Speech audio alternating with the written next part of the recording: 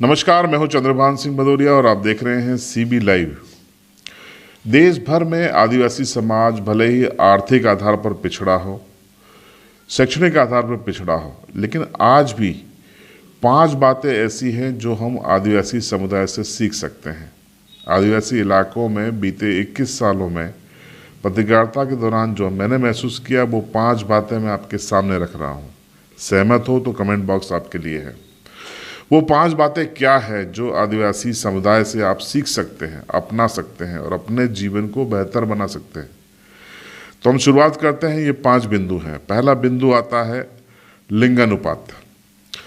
देश भर के तमाम सामान्य जाति बहुल जिले, देश भर के तमाम अति शिक्षित जिले, जिसमें साउथ दिल्ली सबसे शिक्षित जिला माना जाता है, वहाँ का लिंगानुपात देख लीजिए और आदिवासी जिलों का लिंगानुपात देख लीजिए। यानी कि महिलाओं या बेटियों से भेदभाव आदिवासी समाज नहीं करता है, ये आपको आंकड़े बताते हैं। अगर 1000 पुरुषों की आबादी पर गैर आदिवासी बहुल जिलों में आपको 900 से 950 के बीच में लिंगानुपात मिलेगा, महिलाएं मिलेंगी, तो आदिवासी बहुल जिलों में या तो बराबर मिलेगा या अधिक मिलेगा। मंडला, बालाघाट, अलीराजपुर, झाबुआ, ये ऐसे आदिवासी बहुल जिले हैं जहां पर 1000 के पुरुषों के मुकाबले महिलाएं अधिक हैं। यानी बेटियों के जन्म का स्वागत होता है, महिलाओं को सुरक्षा और सम्मान भी इस समुदाय के द्वारा मिलता है। ये सीखने की ज़रूरत है देश भर के तमाम अन्य समुदायों को, पढ़े लिखे शिक्षित लोगों को। तो ये जो मैंने महसूस किया वो मैंने आपको पहला बिंदु बताया। दूसरा है अतिथि सत्कार। अतिथि सत्कार में इस समुदाय का कोई सानी नहीं है। भारतीय संस्कृति में कहा गया है कि अतिथि देवो भव। हकीकत में आदिवासी समुदाय इसे साबित करता है। जब भी हम उनके घरों में जाते हैं तो पूरे परिवार की बॉडी लैंग्वेज, चेहरे पे प्रसन्नता, उत्साह जिस तरीके का होता है, वो लगता है कि मन से अतिथि का स्वागत हो रहा है।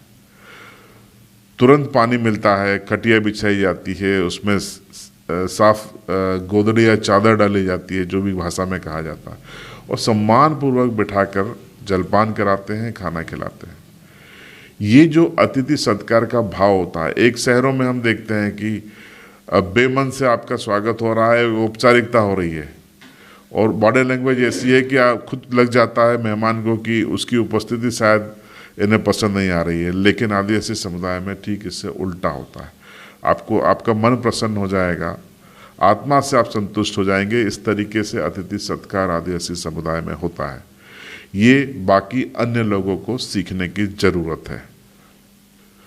तीसरा है कि कैसे जीवन में अगर आप अभावों से जूझ रहे हैं, परेशानियों से जूझ रहे हैं, तब आप उसके बावजूद भी मस्त रहना आदिवासियों से सीख सकते हैं। ये समुदाय कल क्या होना है उसकी चिंता ज़्यादा नहीं पालता, बल्कि आज उसे कैसे खुश रहना है इस चिंता में रहता है। आपको कभी भी इस समुदाय से कोई सड़क पर भीख मांगते नहीं मिलेगा, बल्कि ये मेहनत कश होते हैं, मेहनत करते हैं और अपने परिवार को चलाते हैं, परिवार का पेट पालते हैं। हजारों किलोमीटर दूर अपने बोरिया बिस्तर पोटले बांध कर ये मेहनत करने चले जाते हैं। कहीं आप देश के हर कोने में मिल जाएंगे आपको, गुजरात, राजस्थान, कर्नाटक, महाराष्ट्र, तमाम जगहों पर, लेकिन भीख नहीं मांगे, मेहनत करेंगे। ये समुदाय सीख देता है। मेहनत करेंगे, कल जेब में पैसा है कि नहीं उसकी चिंता इसलिए नहीं है क्योंकि उनको पता है कि वो मेहनत करके अपना परिवार का गुजारा कर सकता है।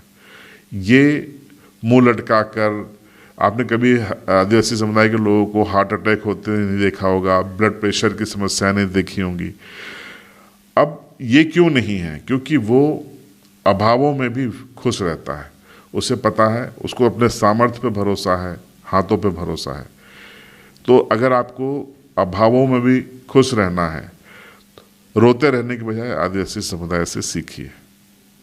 आदिवासी समुदाय वो समुदाय है जो आज़ादी के 75 साल बाद भी अपनी प्रथा, परंपराओं और संस्कृति यानी जड़ों से जुड़ा हुआ है।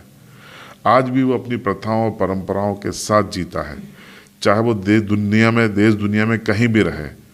अगर होली है, भगोरिया है, जातर है, झापा है, नवाई है या कोई भी ऐसा प्रसंग आ रहा है, दिवासा है, तो वो लौटेगा, अपने गांव में आएगा, फलिए में आएगा और उत्साह के साथ भगोरिया मनाएगा, नवाई मनाएगा, दिवासा करेगा, पिथौरा पूजा करेगा, बाबा देव की पूजा करेगा, संस्कृति पर अपने सारी रीति रिवाज करेगा। तो ये परंपराओं से जुड़ाव, जड़ों से जुड़ाव, ये हर शख्स का होना चाहिए। ये आदिवासी समुदाय से सीखने की जरूरत है। अंतिम पांचवा बिंदु, देखिए कई चीजें सीखने की है, लेकिन यहां में सिर्फ 5 बिंदु दे रहा हूं। खान पान और सेहत यानी स्वास्थ्य।